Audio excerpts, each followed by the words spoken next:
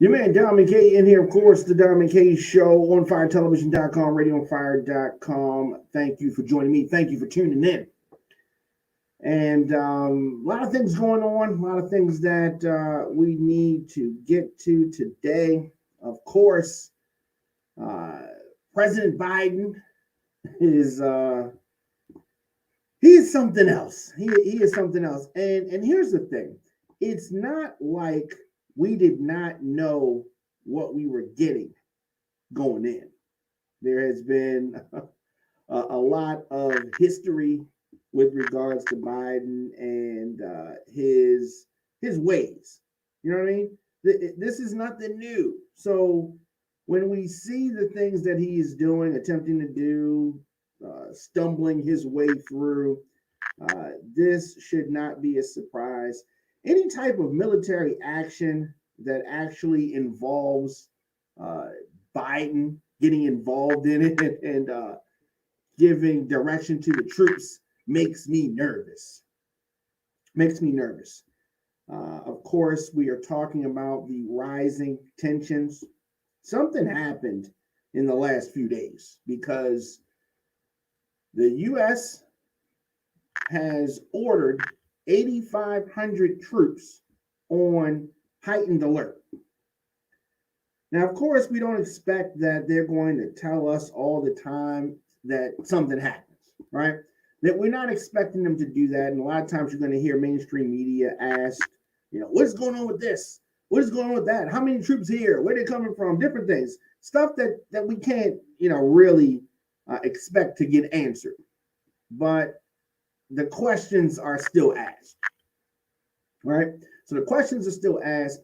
And the other thing that's so surprising to me is that when the president talks about things, you would think that there is some type of preparation that happens with his team. You're going to get this question. Here's how you answer that. You may get this question. Here's how we're going to answer that. But he gets questioned, inflation, and an inflation question throws him off. He's cussing and stuff. Inflation. But maybe the protected class, people that are eating high off on the hog, inflation is something they're like, inflation? What is that? I declare, what is inflation? But regular people understand inflation, right? Regular people don't like inflation, but Biden, when asked by Fox News reporter about inflation, he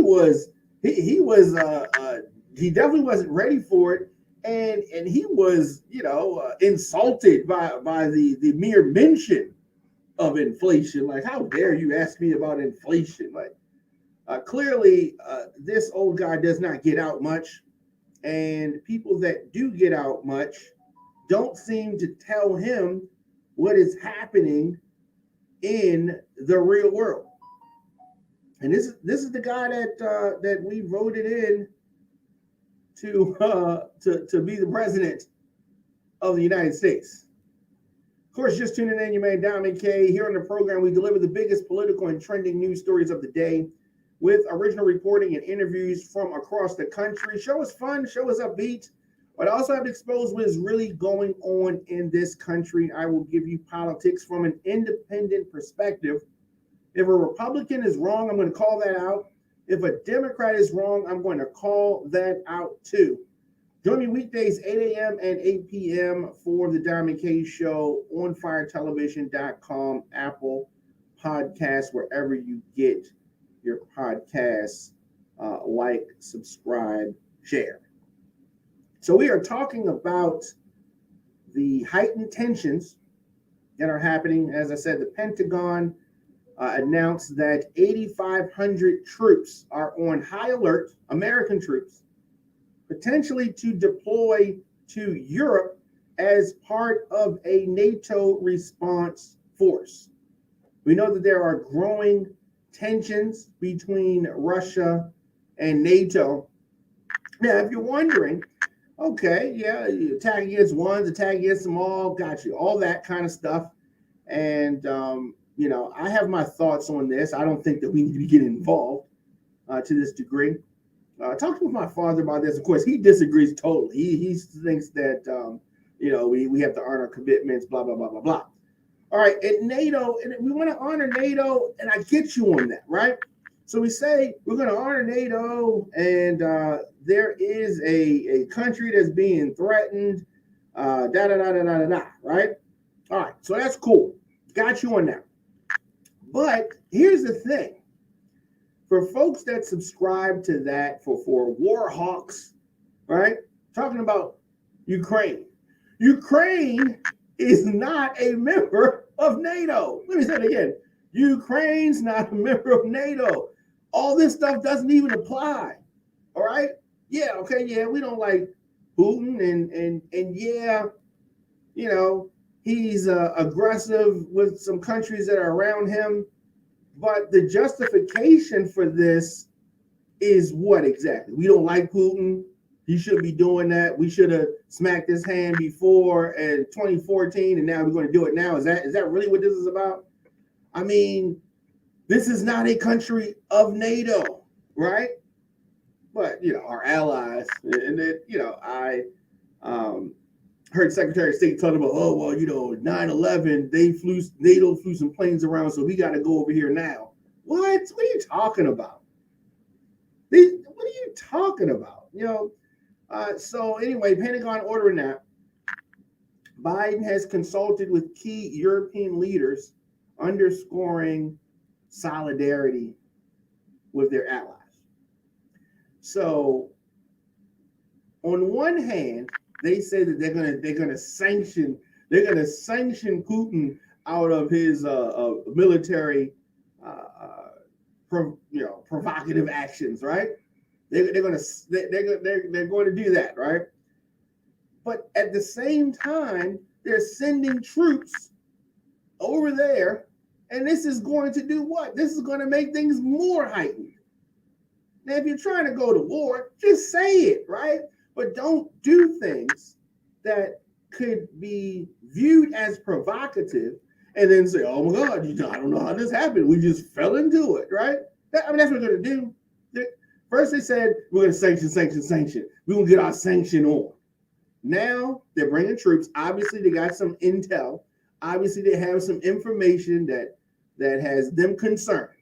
So now they're bringing, 8,500 troops or having 8,500 troops get ready, tell their families, get ready. We might be leaving. They're going to need to deploy in like 5 days, if called. And if called, they say, they're not going to Ukraine, but they're going to go somewhere that NATO decides. Well, NATO's going to decide to send them to Ukraine, but we have these people that are in charge, and man, I know that I complained about Trump, and I'm complaining about Biden too, right? For different reasons, but I'm complaining nonetheless. So at stake is, beyond, I guess, the future of Ukraine is the credibility of NATO. This is really about ego, right? NATO, don't want to look like, just an empty group of letters. So they claim that it is central to the defense strategy, right? Putin views it as a Cold War tool, a relic, and he's threatened by it. So in their mind, they're trying to punk him down, and they think that this is the best way to do it. So, I mean, that's what it is. That's what it's going to be when we have all these grown men and women playing a game of chicken with real guns. Game of chicken. So, for Biden, this crisis represents another major test in his ability to have some type of a stance against Putin. I am not confident with his leadership in this regard. I'm very uncomfortable. We saw the debacle that was the withdrawal from Afghanistan. That's a Biden thing. I know they're going to blame it on Trump. But you can blame it on Bush too, but that's a Biden thing. He was the one there, the one in charge. So the Pentagon press secretary, John Kirby, said that these U.S.-based troops are being put on high alert for possible deployment. Okay. The other thing that they do that's really strange, when we have these military actions that we're taking, I mean, they do press conferences, they do all this kind of talking about it. And I guess part of that is because our adversaries watch our media. And this is also a way to communicate what we're going to do to them, right? But we ain't talking to them, but we talking to them at the same time because we know that they listen. That's what they do. That is a classic American strategy. For some strange reason, that is something that we do.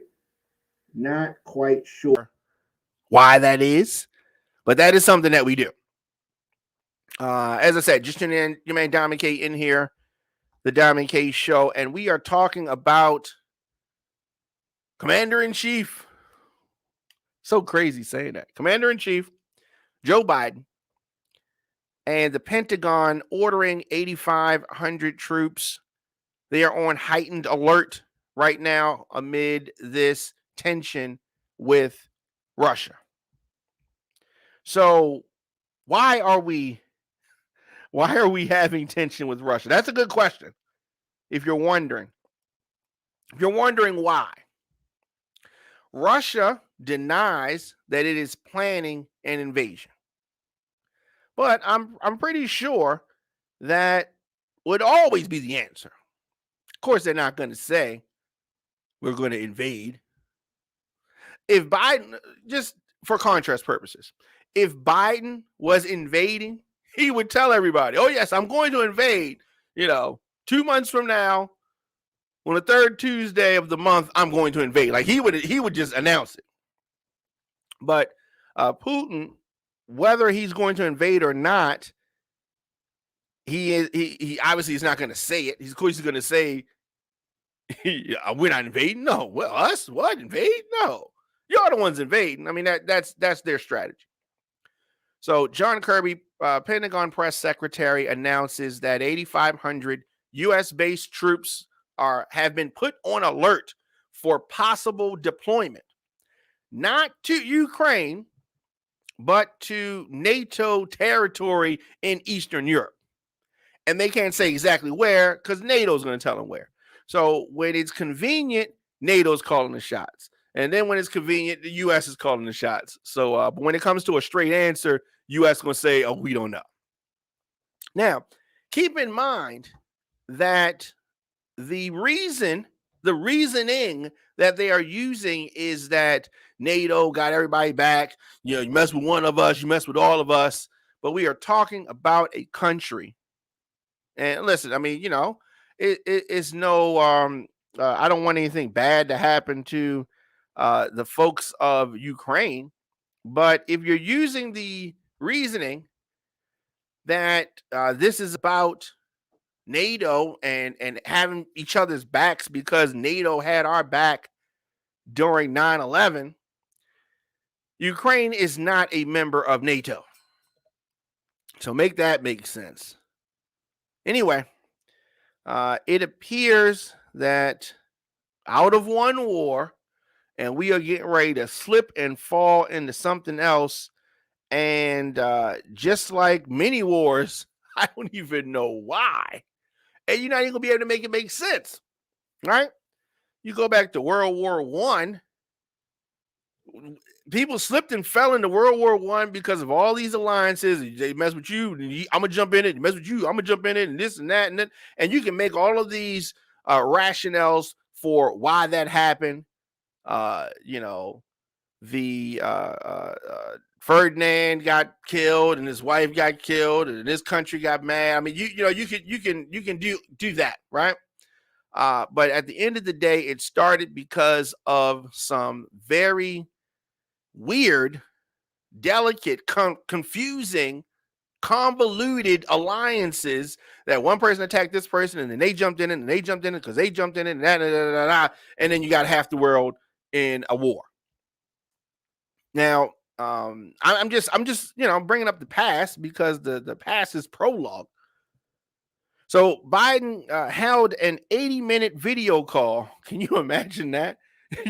You saw how the press conference went that he was on for almost 2 hours.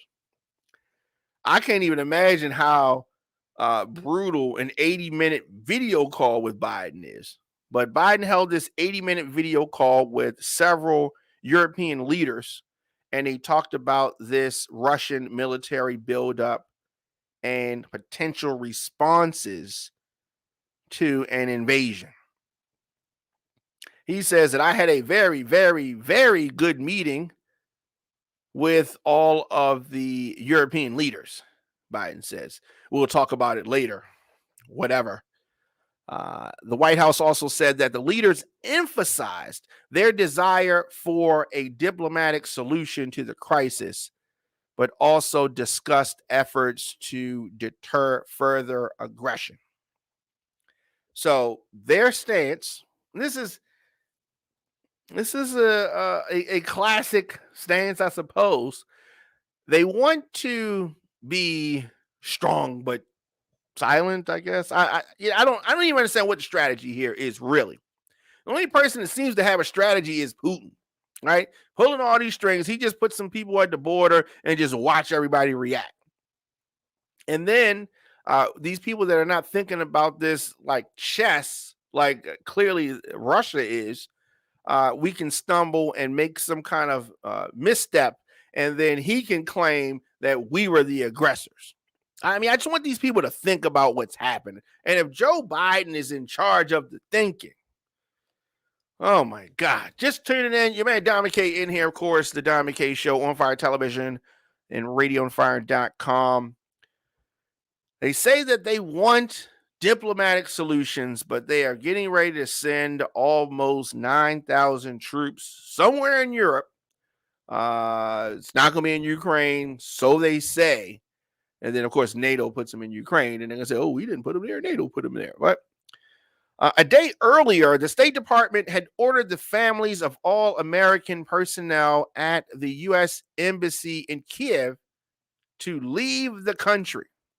It's about to get ugly. This is what you do when conflict is getting ready to happen.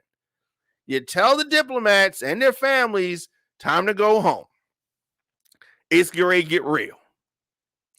Ukraine's foreign ministry spokesman said that U.S. decision was a premature step and a sign of excessive caution. They're saying, of course, they want to say, let's bring the temperature down a little bit. I know what it looks like, but it ain't that bad. That's what Ukraine is trying to say. He also said that Russia was sowing panic among Ukrainians and foreigners in order to destabilize the country. And if that's what he's trying to do, it seems to be working. People are nervous. It feels like, if you talk to people in Washington, that we are, on the brink of war, on the brink of some type of armed conflict. Britain said it too was withdrawing some diplomats and dependents from the embassy. Prime Minister Boris Johnson said an invasion was not inevitable, but the intelligence is pretty gloomy. Intelligence is pretty gloomy. And of course, that has U.S. folks, Biden administration, running around in circles.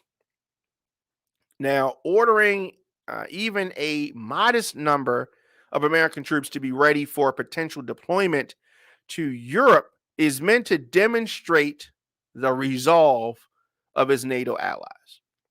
So I guess they're trying to punk Putin, saying, look, having our troops getting ready. We get ready to go down. You know what I mean? America's going to come through. Are you going to back up now? Of course he's not going to back up now. They got their troops already there. Their troops are already getting ready. if you listen to mainstream reports, it's he's waiting for the sand, waiting for the mud to harden so they can come through. And if that's the case, then it's going to get real soon.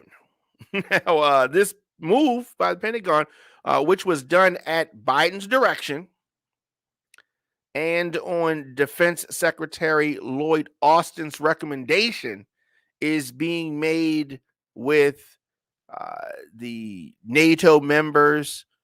So there's always this mentality that nobody's making a move that's always in unison. That's the vibe that they always try to give off.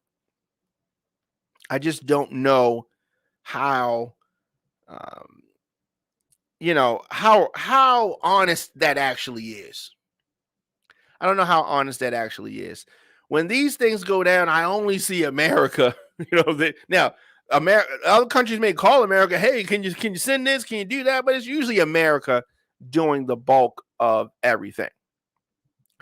NATO has not made a decision to activate the response force, which consists of about 40,000 troops from multiple nations.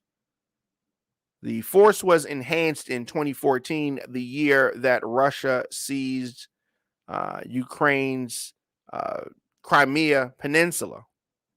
They ain't do nothing then, though. You know what I mean? It was a whole bunch of this same stuff that it is right now. We're going to sanction their socks off. So they enhanced the force, and they thought that the enhanced force, they didn't do nothing. Now that they're enhancing the enhanced force, now Putin's going to be scared. Yeah, all right. So anyway, they created this force, right? And in support of the pro-Russian separatists in eastern Ukraine, they're spearheaded a force of 20,000 troops, high alert, large response, blah blah blah blah blah. But at the end of the day, here we are again. And if NATO does decide to activate the response force, the United States will contribute a range of military units. So they activate their force. We're going to put our 8,500 troops in with them. And then what happens?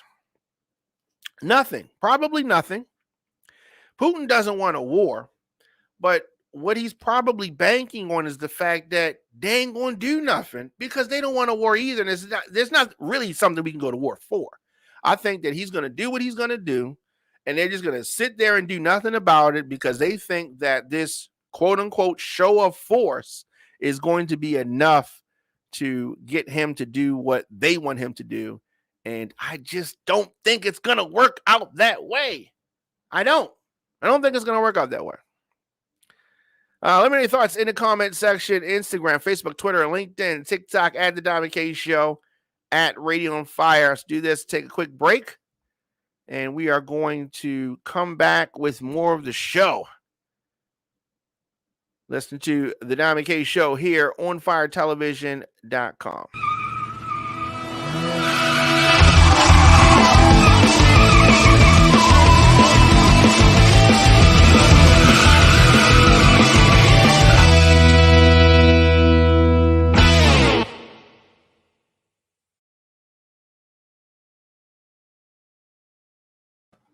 Welcome back. Amen. Diamond K in here.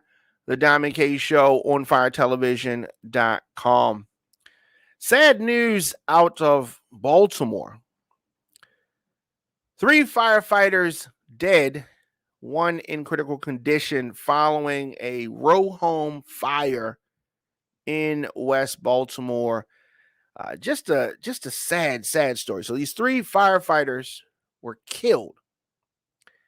And of course, the danger of this job, but that does not prepare you for hearing about the loss of life. So these firefighters that were killed, and the one that that was seriously critically injured.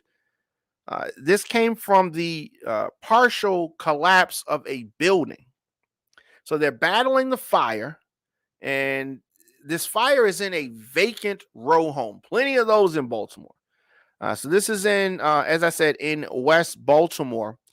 During a press conference, the mayor, Brandon Scott, and the Baltimore City Fire Department, they released the names of the victims. And today, Baltimore has lost 3 of the bravest among us. And like I said, just a sad thing. They made the ultimate sacrifice, and for that, Baltimore owes them the deepest gratitude and respect. The mayor said about this tragedy, and yeah, it's just very, very unfortunate, very sad news. Of course, let us know your thoughts. Give us condolences at the Diamond K Show, at Radio on Fire, or just post it in the comment section. Do this. We'll take a quick break. Come back with more of the show after this.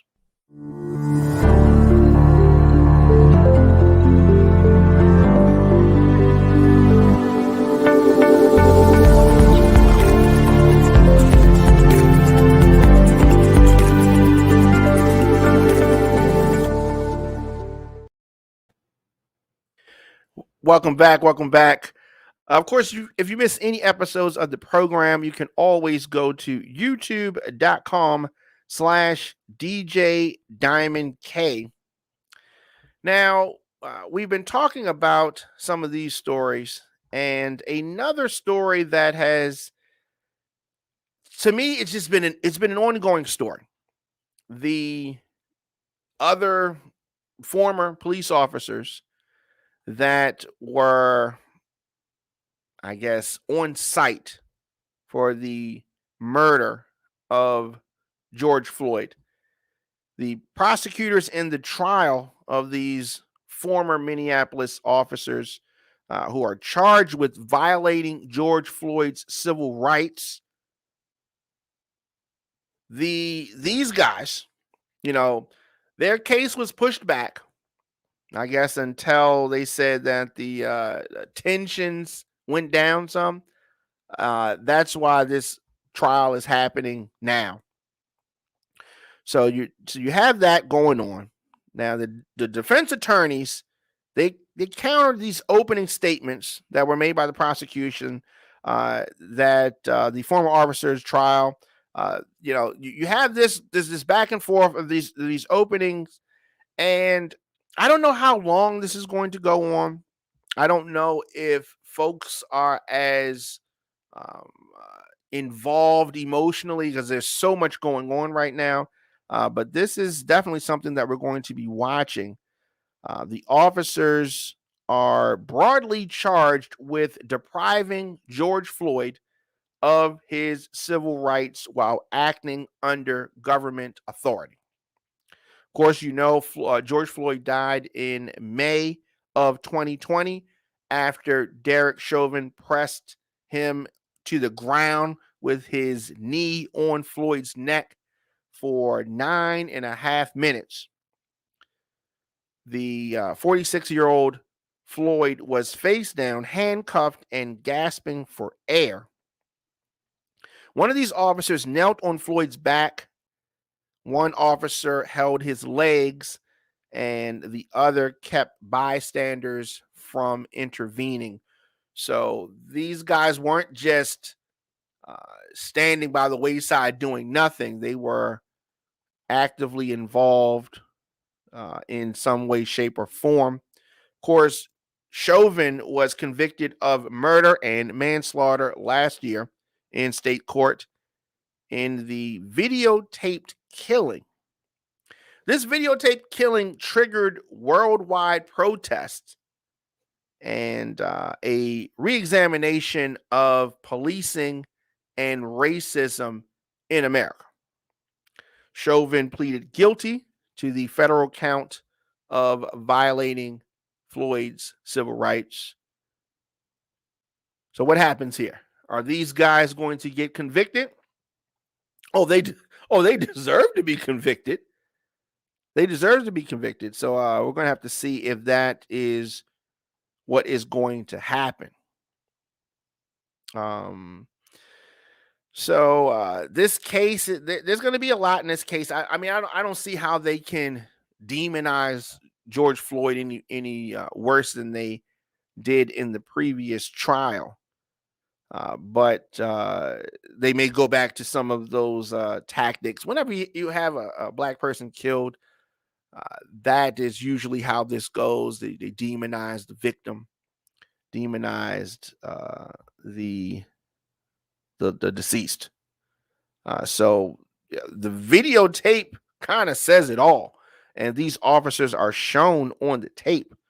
George Floyd being held on the ground at the arrival of paramedics. The video shows one of the officers at Floyd's feet. At times, he was holding one of Floyd's legs, his calf. At times, his hands were not on George Floyd at all. And at times, he appeared to be squatting or standing. The murder took so long that the officer got tired and had to take a break.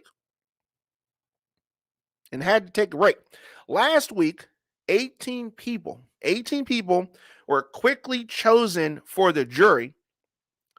12 will deliberate and 6 will be alternates.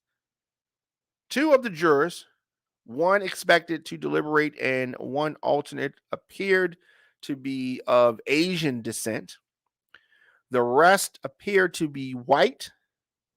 The court declined to provide demographic information, but it is clear to see there are no black people on that jury. And I don't know whether that will play a part in things or not, whether that will satisfy folks or not, depending on what the verdict is. The judge told jurors that the trial could last 4 weeks. So this could be a month-long trial. And one of the officers is going to testify. It's not known if all of them will. It's not clear whether the convicted murderer, Chauvin, will testify. But according to many experts, he is not going to testify. We'll see about that. I don't expect that he will. But you never know. These officers also face a separate trial, state trial, in June on charges that they aided and abetted both murder and manslaughter. So if any of you thought that they were going to get off easy and just, fade into the background, not so fast. The defense said that Chauvin called all of the shots. Of course, Chauvin did it all. These guys did nothing. That's kind of how they're going to paint this thing. That's kind of how they're going to paint this.